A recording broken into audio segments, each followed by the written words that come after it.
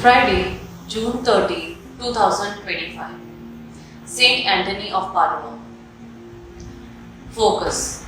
We have this treasure in jars of clay to show that the surpassing power belongs to God and not to us. Sin is a brute force that seems to rival even God, challenging His sovereignty and goodness and the divine order. One of the tricky aspects of sin is that sinful actions often bring immediate gratification or pleasure, which makes them all the more tempting.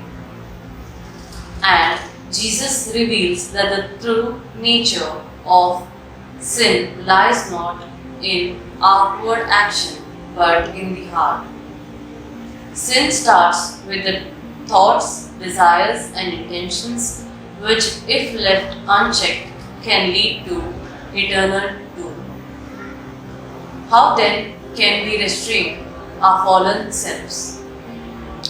Saint Paul tells us that the treasure of the life of Jesus is present in our fragile, imperfect, human bodies or jars of clay. It is an apt reminder that even though we are frail and vulnerable, God's power shines through our weaknesses.